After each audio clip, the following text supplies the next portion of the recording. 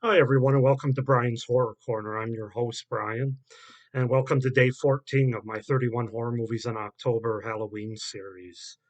Almost halfway through already, hard to believe. But today we'll be taking a look at a 1980 sort of cheesy movie, kind of a cult classic, though, and that's going to be the original House from 1986. I have a two pack here, a double feature. I haven't seen House 2 yet, but I did watch House for this review for the first time. So, ding dong, you're dead. That's the tagline down here.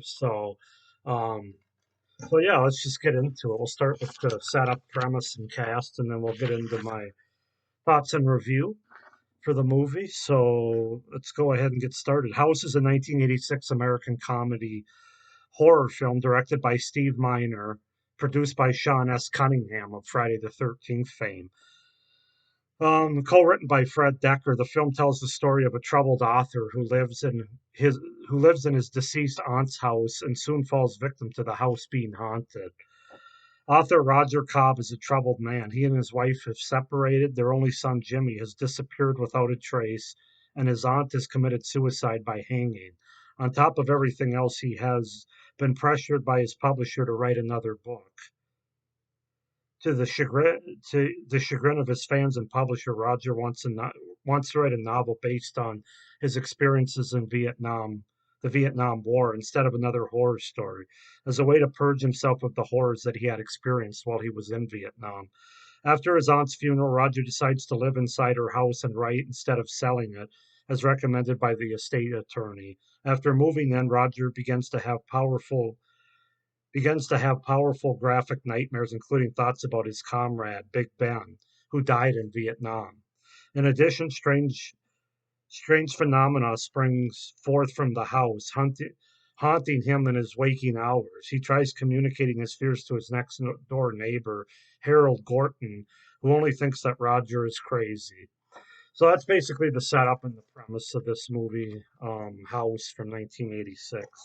Cast wise, we have William Katt as Roger Cobb, George Wendt, or Norm, as Harold Gorton, Richard Mall, or Bull, as Big Ben, Kay Lenz as Sandra Sinclair, Mary Staven as Tanya, Michael Ensign as Chet Parker, and Susan French as Aunt Elizabeth Hooper. So yeah, that's House from 1986, and I love this movie. I just had a blast, an absolute blast watching this movie. I tend to like a handful of horror comedies, some more than others, depending on how much comedy they have and how they use it. But this movie worked for me on just about every level. It really did. The fact that it was an 80s movie, the fact that it was a haunted house movie, that it was a horror comedy movie, very light, but yet there was some creepy atmosphere and creepy settings. I just loved it. So we'll start with the pros in case you can't tell. There'd be a lot of them. It's just overall a very fun and entertaining 80s movie, and 80s is the best decade of movies in my opinion, both horror and non-horror. It's effectively cheesy and enjoyable.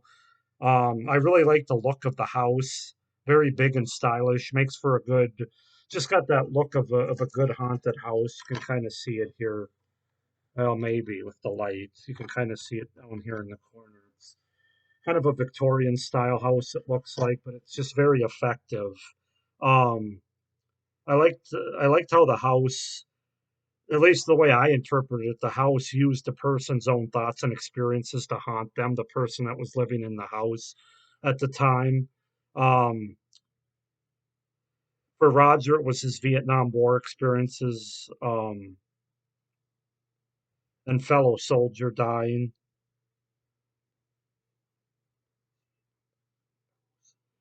I also love seeing Richard Bull and George Wendt, two of my favorite sitcom characters from 80s sitcom shows, Cheers and Night Court.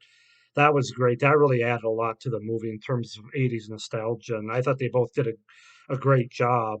Um, it made the movie more interesting and fun that they were in it. They both did a great job, as I said.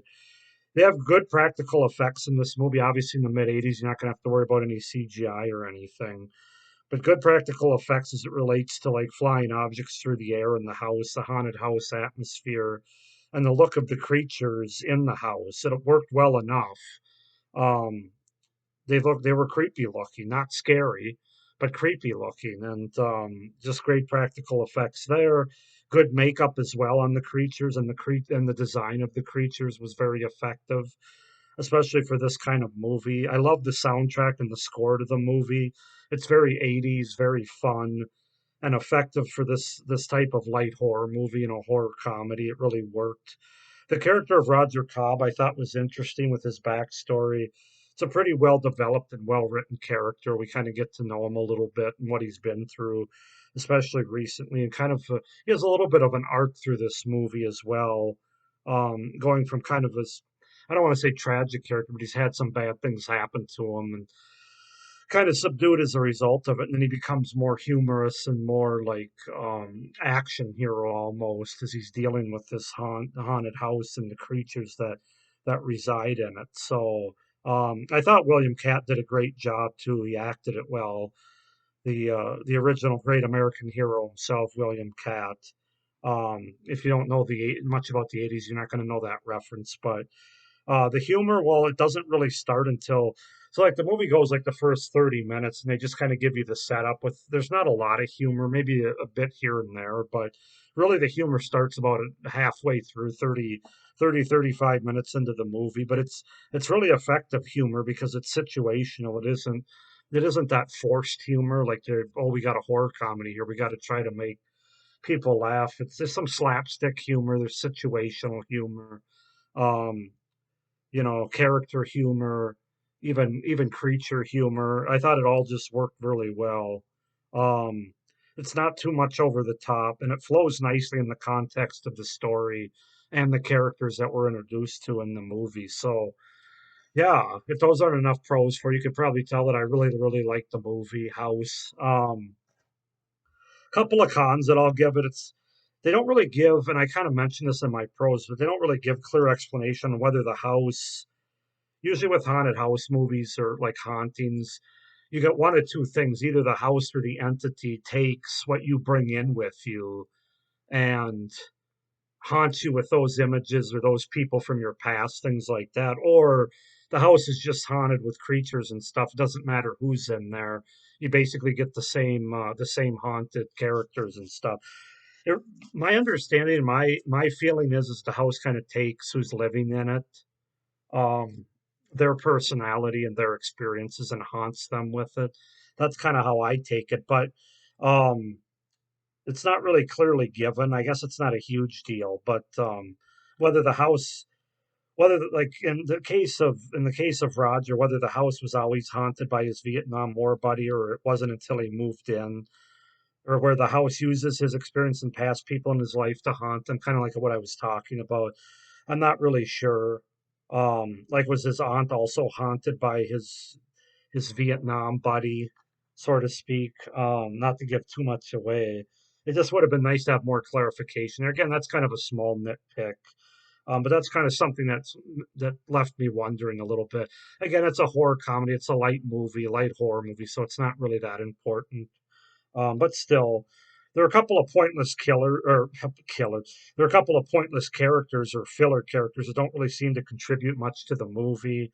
Namely speaking about Tanya, the female neighbor, and her son that come over and basically she drops her son on Roger's lap.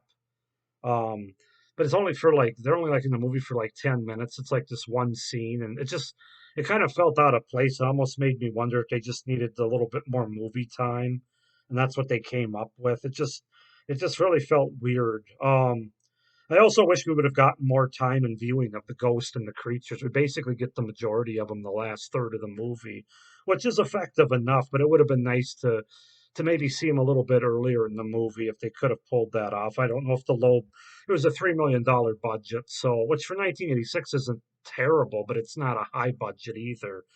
So that might have been one of the reasons that we only got to see them so much because with practical effects, it costs money and they could only show them or have them in the movie for so long. But those are pretty nitpicky cons. There really aren't a lot of cons. I love this movie. It's become one of my favorite horror comedies one of my favorite 80s horror movies. Um, Again, I'm a fan of haunted house type movies, whether it's a serious tone or a humorous tone, so long as it works, like this movie did for me. And then you throw in Norm and Bull from those shows from the 80s, and you got me. You got me hooked. And like I said, I thought the creature design was good. The house setting and design was good. William Katt did a really great job acting. Really, the performances were good across the board.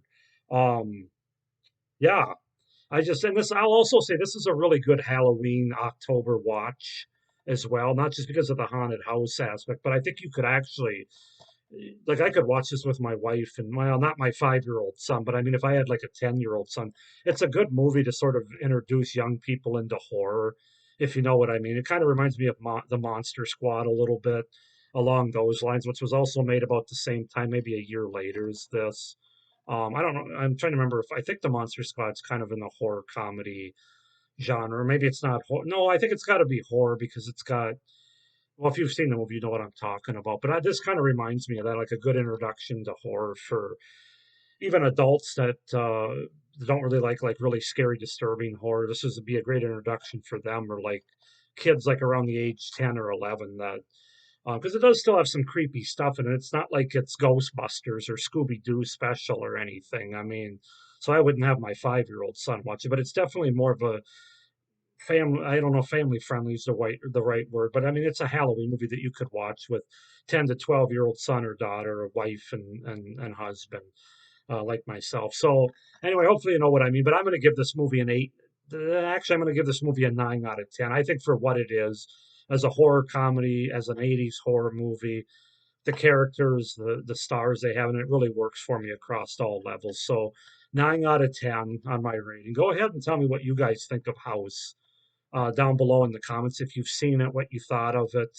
It's become a cult classic. Obviously, it did do well at the theater. I think it made like 20, 25 million out of a $3 million budget. So it's not like it was a flop, but it's not a movie that a lot of people really talk about or think about either when they're talking about 80s horror movies or even horror comedies in general. So, but I'm definitely going to talk about it. So yeah, give me your comments down below if you've seen it and what you think of it. I would recommend you watch it if you're a horror fan, an 80s fan, a horror comedy fan, a fan of those characters or those actors that I was talking about. Um, so go ahead and like this video, hit the little notification bell so you don't miss any of my upcoming videos, like my next one tomorrow and throughout the rest of the month and beyond. Subscribe to my channel so you don't miss any of my content beyond my 31 horror movies in October. I got great content coming up in November with a certain television anthology series, classic, that I'll be taking a look at season by season. So stay tuned for that. But yeah, for day 14, thank you for watching this movie review and stay scared. Bye.